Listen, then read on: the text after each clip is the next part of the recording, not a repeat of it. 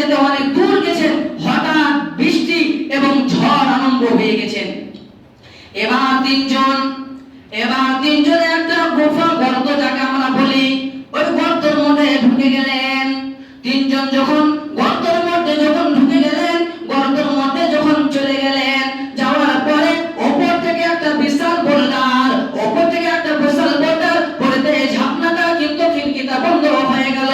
যখন ঝাপনা বন্ধ হয়ে গেল, তখন এরা তিনজন মিলে কিন্তু হটে যেতে পারে না, এরা তিনজন বোল্ডারটাকে সরাতেও পারে না। তখন এরা মনে করছে আমরা এদিক থেকে কথা বলতে শুনতেও পাবে না, ওদিক থেকে কাউকে আমরা ডাক দিতে বলতেও পারবে না। এবার তিনজন বলা করতে বলছে আমাদের আজকে এখানে মৃত্যু হয়ে যাবে, আমরা আজকে গুফা থেকে বার হতে পারবো না, আমরা আজকে গুফাতে মরে যাব, আমরা এই গুফা থেকে কিন্তু বার হতে পারবো না। বন্ধুরা আমার, বাচ্চারা আমার, ভাইরা ভালো করে শুনবেন। তিনজন বলা করতে একজন বলছে আমি একখানা কাজ করেছি রে ভাই, আমি একখানা কাজ করেছি, এই কাজটা যদি আল্লাহকে খুশি করার জন্য যদি করে থাকি, তাহলে আমরা এই গর্ত থেকে বার হব, নাহলে আজকে আমরা এই গর্ততে কিন্তু আমাদের মৃত্যু হয়ে যাবে। বন্ধুরা আমার, এরা তিনজন বলা করতে তখন বলছেন আজকে সূর্য ওঠার ডুবা আমরা কিন্তু দেখতে পাবো না, সূর্য কখন উঠবে সূর্য কখন ডুববে আমরা কিন্তু দেখতে পাবো না। কিন্তু বন্ধুরা আমার, এমন সময় একজন বলে উঠছে ভাই তুমি একখানা কি কাজ করেছিলে ভাই বল। তখন একজন বলছে ভাই রে আমি অনেকগুলো ভেড়া বকরি চড়াইতাম, ভেড়া বকরি চড়িয়ে আনার পরে আমি আগে সর্বপ্রথম দুধ তুই আমার মা এবং বাবাকে দিতাম, দুধের পান করার পরে ভেড়া এবং বকরি চড়িয়ে আসার পরে সর্বপ্রথম আমার মা এবং বাবাকে দিই। আমরা কয়জন দেখেন বিদেশ থেকে আপনি বাড়িতে আসেন, বাড়িতে আসার পরে আপনার মা বাবাকে আপনি কি আগে ঝোলা টাকিয়ে দেন? জীবনে দেন না। আপনার বউ বেটি আপনার মেয়ে ছেলে কিনা আপনি মেতে আছেন, কিন্তু দেখেন ওই ব্যক্তিটা কিন্তু মাকে আগে দিল দুধ এবং মাতা এবং পিতাকে দিল, কিন্তু ছেলে মেয়ে সবাই আছে তাদের কিন্তু না। কারণ কি?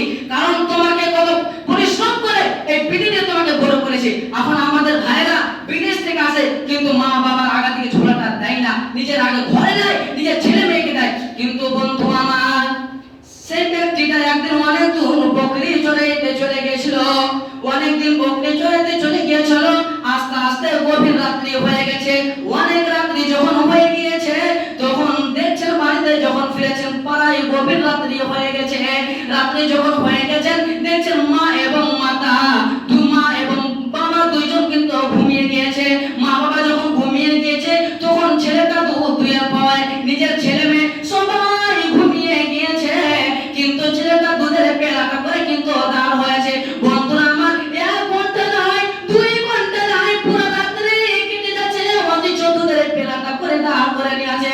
ফজরের সময় যখন মুয়াজ্জিন আসসালাতু খায়রুম মিনান নাওম বলেছেন, তখন মা বাবার ঘুম তখন ভেঙেছেন। মা বাবার যখন ঘুম ভেঙেছেন তখন দেখছেন আব্দুল্লাহ দাঁড় হয়ে আছেন। বলছেন আব্দুল্লাহ রে তুমি দাঁড় হয়ে আছো কেন?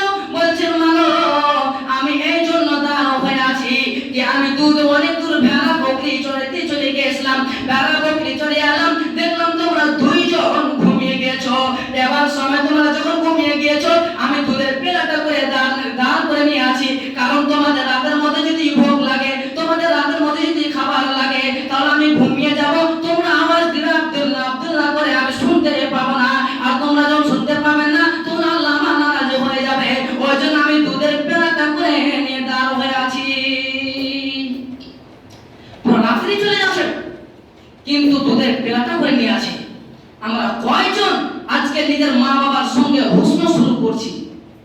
নিজের মা বাবা যদি খারাপ হয়, নিজের মা বাবা যদি খারাপ হয়, একটা ছেলেকে ভালোবাসে একটা ছেলেকে ভালোবাসে না, তো আমার আল্লাহ বলেছেন ওয়াইন্না জাহাদাকা আলা আন তুশরিকা বি মা লাইসা লাকুম বি ইলম ফালা তুতিহুমা ওয়া সাহিবুহুমা ফিদ দুনিয়া মারুফা। তোমার মা বাবা যদি তোমাকে খারাপের মধ্যে মুক্তালা করে, তোমাকে শিরকের মধ্যে মুক্তালা করে, অথচ নিজের মা বাবাকে তুমি খারাপ জীবনে ভাববে না। বন্ধুগণ আমার, সুতরাং আজকে আমরা মুসলমান নিজের মা বাবাকে দেখতে পারি না, নিজের মা বাবাকে আজকে আমরা বাঁধতে রাখতে পারি না। কেন? আমাদের খাবার ঘটে যাবে, অল্প দিলে নিজের মা বাবার খাবারটা কি ঘটে যাবে? রে বন্ধুগণ আমার, নিজের অল্প খাবার দিলে নিজের মা বাবার জন্য কি আমার খাবার ঘটে যাবে? জীবনেই ঘটবে না। আপনার মা বাবা দিয়ে আপনি আপনি লক্ষ্য করেন। যিনি আপনাকে একজন দার্শনিক বলছেন কি, একজন দার্শনিক বলছেন একটা সন্তান, একটা মা নিজে নিয়ে গেছে হসপিটাল, হসপিটাল যখন গিয়েছেন